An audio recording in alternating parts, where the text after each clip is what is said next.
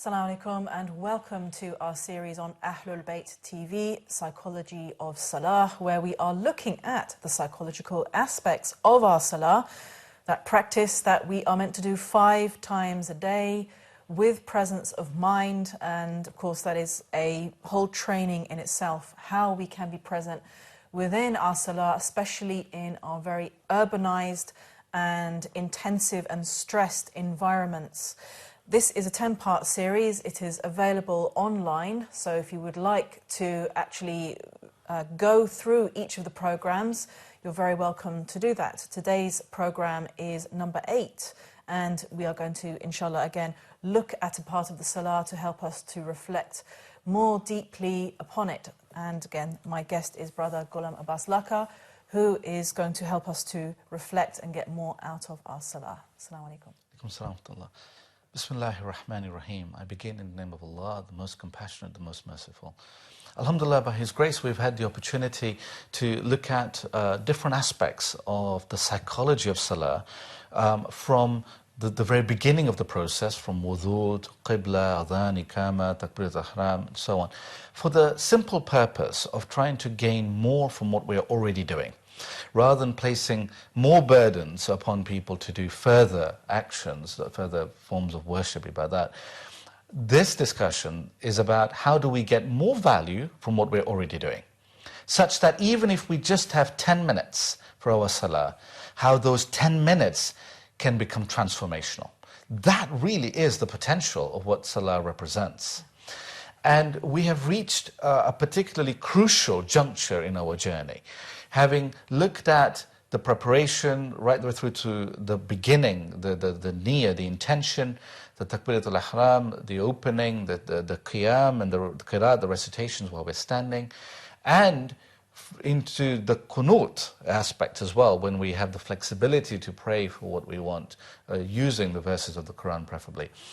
And last time we were looking at ruku and the psychology of ruku, and how we may use that in terms of a balance between yielding to what is going on around us, and also having, through the straightening of our back, strengthening our resolve to be able to face the challenges that we're facing, but to do so in the recognition that we are not alone in so doing.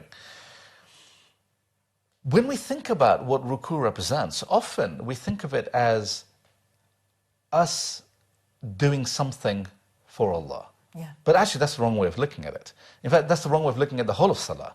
That's a misinterpretation of the legal requirement to pray 5 times a day. Really what this is what Allah is doing for us. That really Salah represents an invitation to this divine banquet for us to quench our thirst and satiate our hunger. And this is why we need to go regularly through the day. Salah really is the breathing of the soul.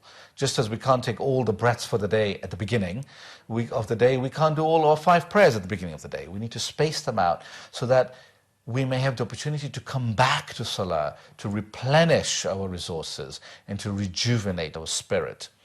And that has clear mental health ramifications, to my mind, in terms of points of contact between how we recite our Salah and some of the principles that we see in psychotherapy today for improving our mental well-being. But one of the aspects of ruku that would be incomplete is to think about ruku as also an opportunity for expressing who we are. Notice that the dhikr that we are expected to recite in ruku is a flexible one. You can recite many different kinds of adhkar during ruku. It doesn't have to be the standard one, Subhana Rabbiyal Azim wa bihamdi Rabbi salli ala Muhammad. That's one form, which is great, but there are many other forms.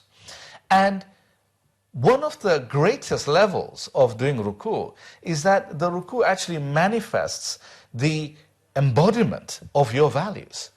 And one of the greatest examples of that we have in Islamic history is from how Imam Ali alayhi salam gave zakat in the state of ruku. Yeah. And we get this from many different exegesis, tafsir tradition of the Holy Quran from across Islamic community, from the Sunni side, from the Shia side. When we look at, for instance, some of the narrations from Ibn Abbas, which is reported in the commentary by Zamakhshari, by Ibn Kathir, celebrated scholars of the Holy Quran from the Sunni tradition. They cite the anecdote that a poor person came to the Holy Prophet and said he was poor, and the Holy Prophet said that he could get charity from Imam Ali alayhi salam. And at the time, he was in a state of prayer. And the beggar went up to him anyway. He was in Ruku and asked for help. And he signaled to the ring on his finger. And the beggar took that ring. He accepted that zakat, that charity, whilst in the state of Ruku. And it is said that this action was so pleasing to Allah subhanahu wa ta'ala that this verse was revealed. And the verse being verse 55 of Surah 5 of Surah Ma'idah.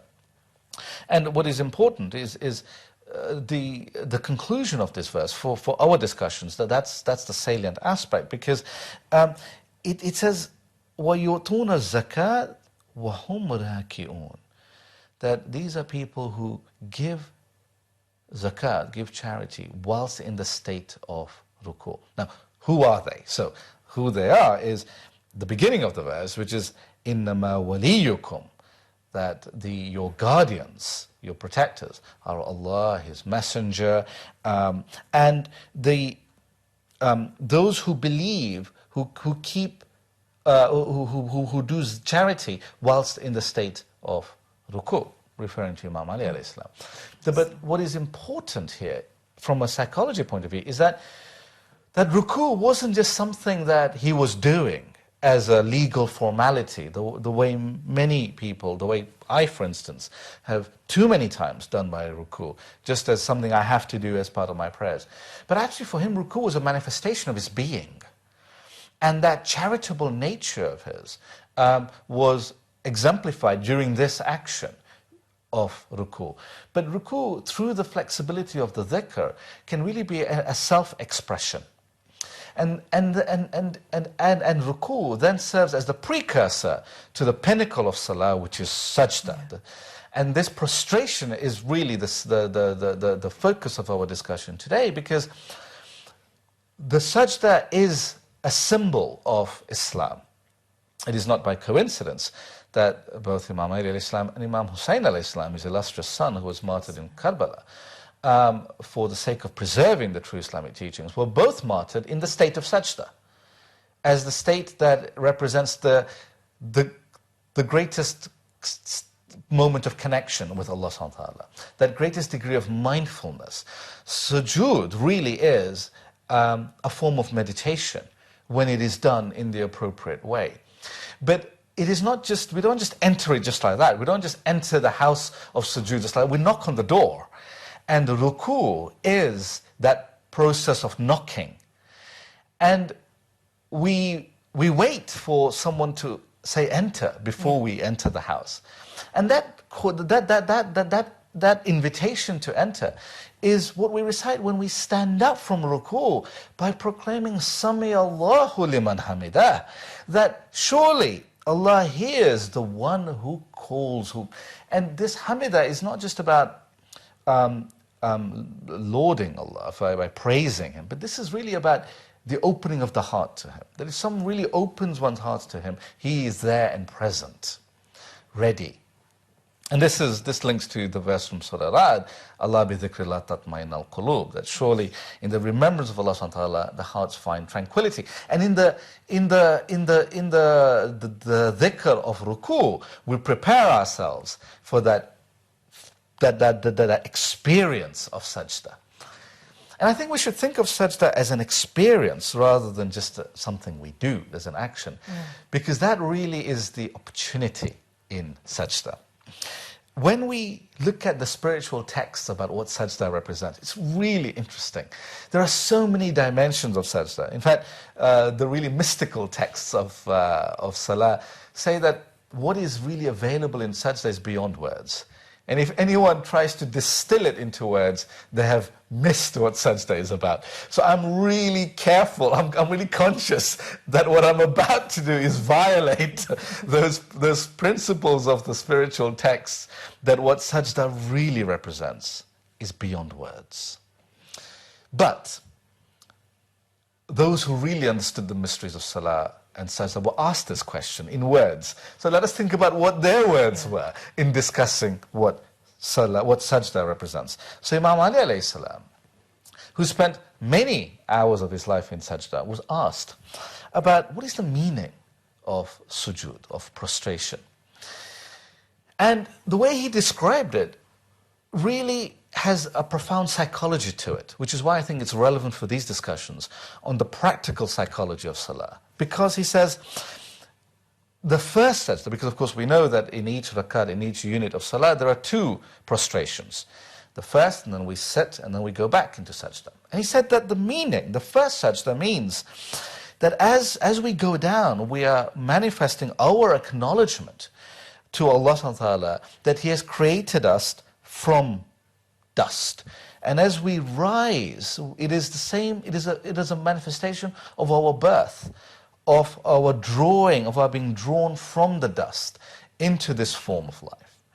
And then the second sajda represents our returning back to the earth, returning back to that which we came from. And as we rise from that second sajda, Imam Ali Islam guides that is a representation of the day of resurrection, when we are once again drawn out from the dust.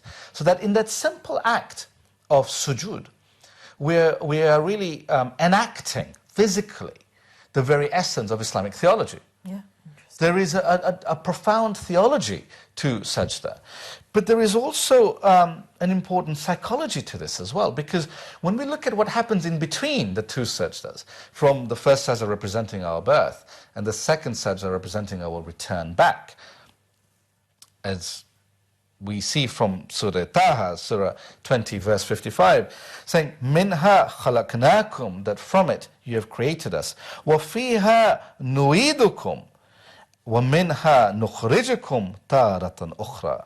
That from the earth we created you, and into it we will return you, and from it we will extract you a second time.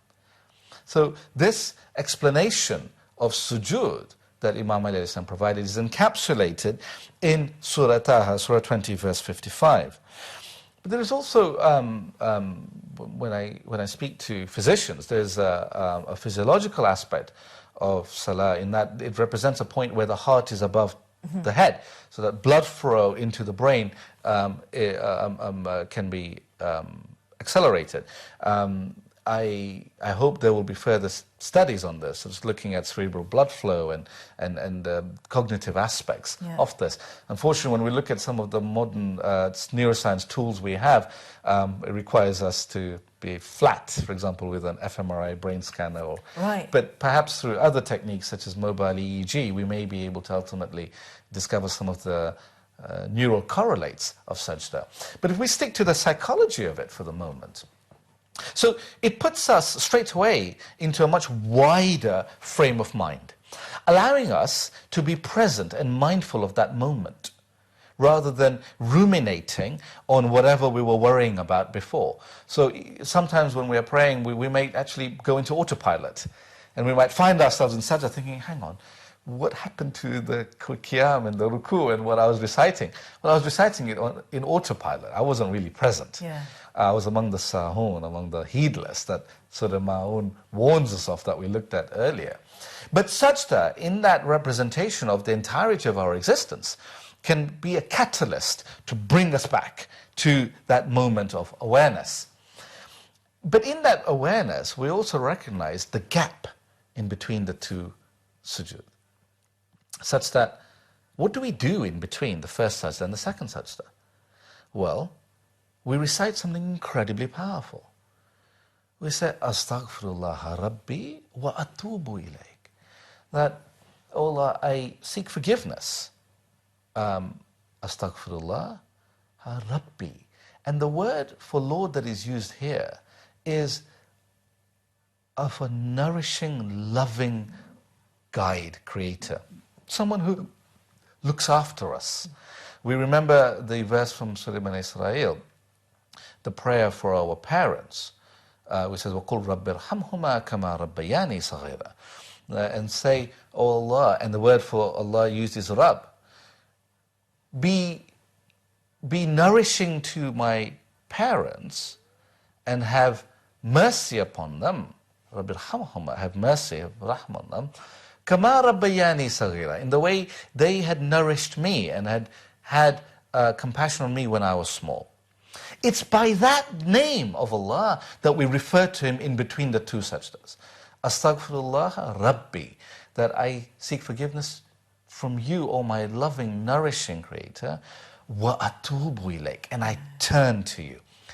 We remember our conversation in the early part of our series about Qibla, about the turning, the orientating of our hearts towards Allah subhanahu wa ta'ala and towards the presence of our heart in prayer, but also away from, there was a simultaneous turning away from all the distractions and all the worries and concerns that we ruminate over, that we keep playing over and over in our minds. So that sajda really represents what our life can be about. That process of taking account of what we are doing, and to renew ourselves. Seeking forgiveness is not a negative thing, it's a positive thing, because it represents renewal. It represents releasing ourselves of the baggage of previous mistakes, episodes, events that may have happened to us, and allows us to separate those events from our experience of those events. We can release and relinquish the burden of that history and renew ourselves, so that when we go back for the second sajda, we go back in a different state of mind, a rejuvenated state of mind. This is one of the cups that is available in this spiritual banquet. And when we drink from the cup of sajda, this intermediate stage reminds us of whatever may have happened, it's not so bad.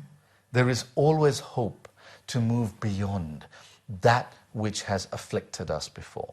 And in that second sajda, we can rise truly renewed, knowing that there is an ultimate arbiter of the events of our lives. There is an ultimate judge, reflecting back to what we recited at the beginning of that rak'ah in Surah Al-Hamd, where we recite Maliki Yawmiddin, that we acknowledge Allah subhanahu wa ta'ala as the true sovereign of that day of judgment. In our sajda, we re-acknowledge Him as being the ultimate destination. Now that's important from a psychological point of view, because I believe it gives us hope that regardless of the challenges and the tribulations we may be facing, there is hope of salvation. But not just in a soteriological sense, in terms of in the hereafter, but also in a practical, real sense for that problem that I need to go back to at my work desk. That if I only have 10 minutes for my salah during my lunch break, and I've been busy at work and I need to go back to my desk, that in that second sajda, I release myself from the stresses and the conditionality of it, the attachment I have to it, by detaching from it. And the way I can detach from that is by reattaching my awareness to the timeless and that which is beyond space and beyond time, to Allah subhanahu wa ta'ala. So that when I go back to my desk, I have a freshness with which I reapply myself to my work, so that I can be a better professional at whatever I was doing. I can be a better parent to looking after the children. Whatever I was doing before salah, I should be able to do better because I have had that 10 minutes of salah. And it doesn't need to be more than 10 minutes. That's the power of salah. That even if we have just 10 minutes, that is enough to transform us, to supercharge our awareness, our presence, and our recognition of who we are truly.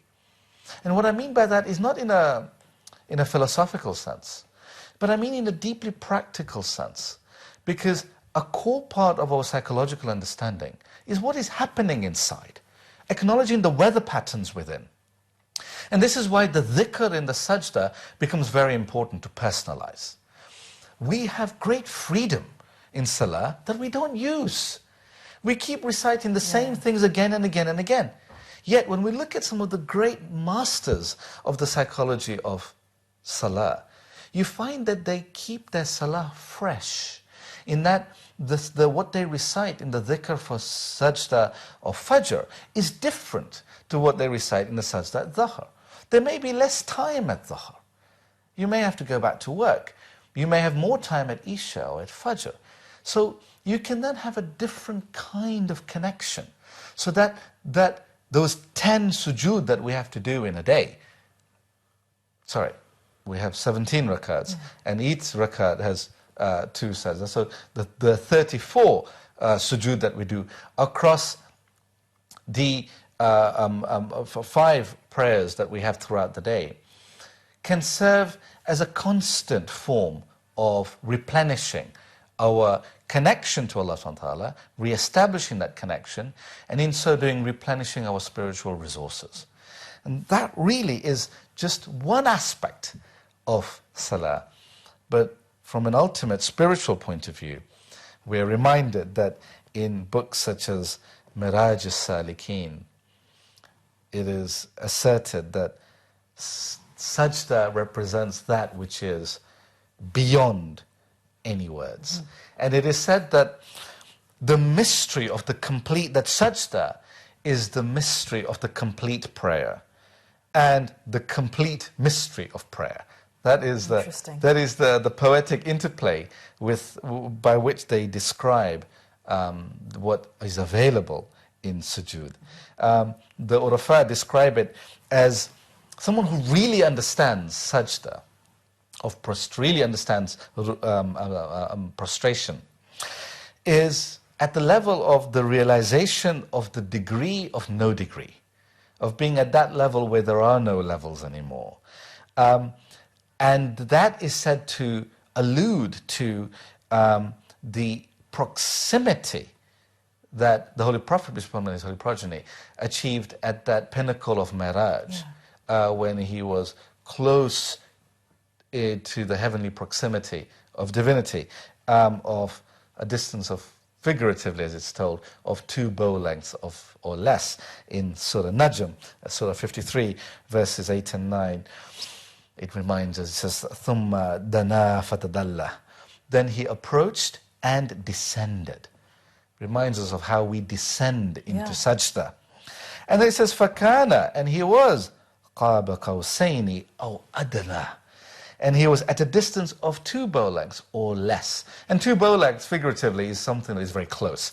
Or less, أَوْ أَدْنَى. So having descended and bowed, you can then achieve that proximity. And why do we achieve that proximity? Because that was our objective. We discussed at length the psychology of niyyah in the early discussion we had in this series, and how modern psychology has so much to say about the importance of motivation, of goal setting as part of the psychotherapeutic process, for instance. Sajda represents our physical enactment of that niyyah. How much more powerful would it be if we did so with true presence of mind and a proximity of heart to what that niyyah really represents? I think also, yes, I mean, I think in previous programs I was talking about the experience of starting to do sajda. Again, for someone who grew up without doing that, without it being anywhere near my awareness that people do that. And coming to that point of actually, prostrating, you have this sense of immense relief and release as well as obviously connecting. And the thing I find interesting about sajda is that, like you say, and I think there's a hadith on this as well, that you are nearness to Allah when you are in sajda. So, when you are prostrating yourself and humbling yourself, ultimately, placing your head on the ground, that is when you are dearest to Allah, in a sense, and so closest to Him. I've also started in my salah to reflect back upon the fact that I am something created. I'm a human being in this universe. And so I'm doing this salah as a creation, as an integral part of this creation as well. So, like you were saying, when we go back to who we really are, I think that is what salah does, because you're getting onto the prayer mat and you are not the teacher or the manager or the parent or the sister. You are just you. You are reconnecting with you without any attachments to any roles, any names, any ego. And so I find it interesting that obviously we're living again in societies where people just don't do that. And that actually you can think that those around us who may not be praying, what release are they getting from this role of being a teacher or a manager or a parent or a daughter or a son or whoever they're trying to be, and all the other pressures and so on, and you just go through the day being this person or being several people and not actually getting that chance to connect with who you really are. It's quite a scary thought. This is one of the reasons where mindfulness as a movement has been growing so much, because it provides a way for people in a secular context to be able to reconnect with who they are and with their bodies. And there's so many practices in mindfulness-based psychological interventions for becoming embodied and feeling your body. And I think sajda really represents that. I really love the way you describe it. Because when we are in sajda, we are embodied, truly embodied. You can actually feel the weight of your body. And this is where I think the fiqh rules that we have about how to do sajda and the points of contact with the body, it was with the ground. Which parts of the body, the forehead, the two palms, the two knees, and the two toes. That point of connecting with the ground and feeling that, those points of contact with the ground provides points of awareness, of feeling the weight of our body on the ground, the fact that we are embodied spirits. We're not disembodied minds, but we are embodied spirits. And that sense of being embodied is a vehicle for our spiritual development, to feel that connection with the ground. And in that moment, when we're feeling the connection with the ground, both of which have been created, that which is felt and the one who feels, by the grace of the one divine source, you're not then worrying about what it is that you were doing before you got there, or whatever you have to do after your salah. So it breaks the shackles of rumination, and it breaks also the maintenance cycle of anxieties that we may have. So it's a powerful psychological tool from the simple act of connecting with our body. But that simple act is not simplistic. It can be profound in the way you so eloquently described it. Thank you. And yes, the good point as well about obviously noting what we do say after we get up from the first sajda. And again, this is something that occurred to me, obviously, again, having come from a non-Muslim background, which again, you don't find it at all actually in the Christian tradition. Let's just say the Protestant tradition of Northern Europe, because it might be in other Christian traditions.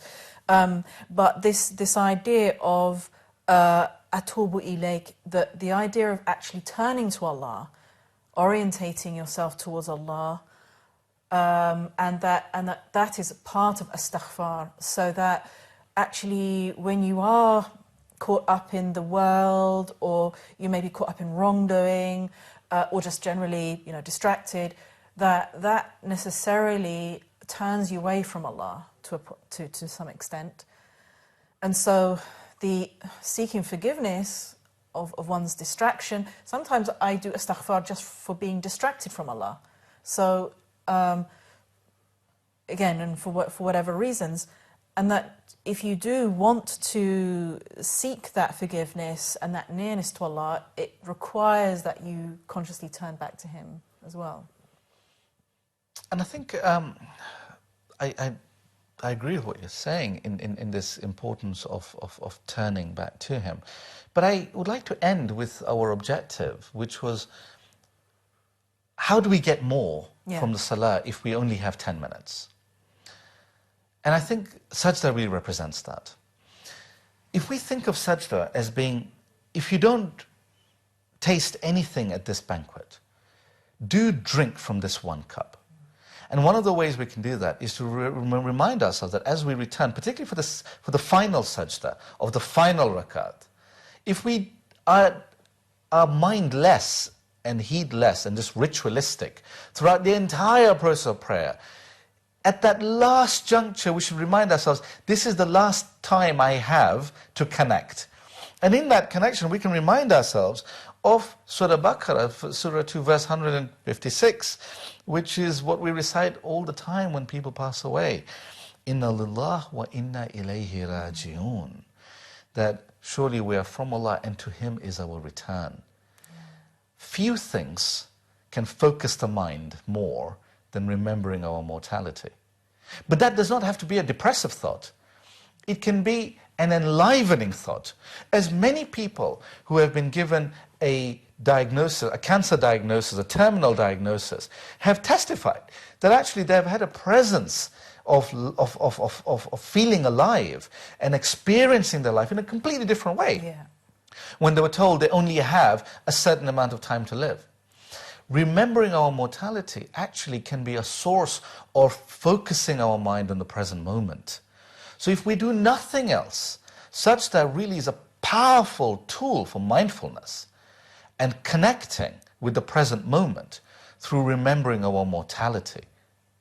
But in so doing, we also can use it to release our attachment to problems and to accept and submit to what is, rather than trying to change what we cannot. It reminds me of that famous Christian prayer, God grant me the serenity to accept that which I cannot change, courage to change the things I can, and wisdom to know the difference. Yeah. Sajda gives us that first step, the serenity to accept that which we can't change.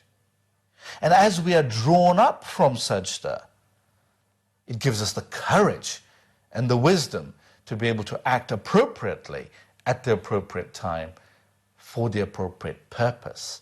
So that when we rise from sajda, we are no longer doing it out of our own strength, but we are in fact lifted from sajda in the same spirit with which we rise back to the second rakat, bihawlillah wa quwwatihi aqumu wa aqud.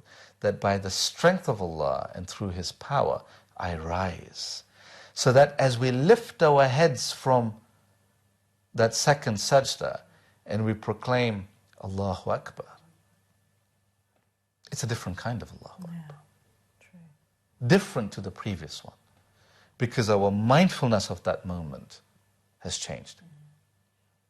But everything we've discussed is quick. Nothing that we've discussed takes time. It's all about shifting our psychological awareness. And if we do, we can truly feast at this banquet of spiritual gifts of salah without requiring more than the 10 minutes that our lunch break affords us. It is available. The gifts of salah have made that plentifully available. If at Isha you can take an hour, that's great. There are many more things you can benefit from. But just because we are pushed for time doesn't mean we leave the banquet hungry. Thank you very much. Very good conclusion. And again, to our viewers, I hope that was beneficial to you and inspiring as it has been to me. We have 2 more shows after this, so do keep watching. This is a 10-part series. You can access it online as well.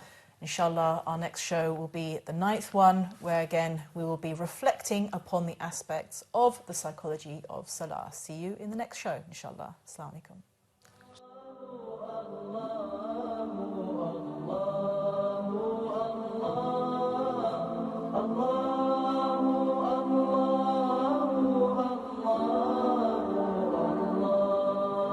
Allah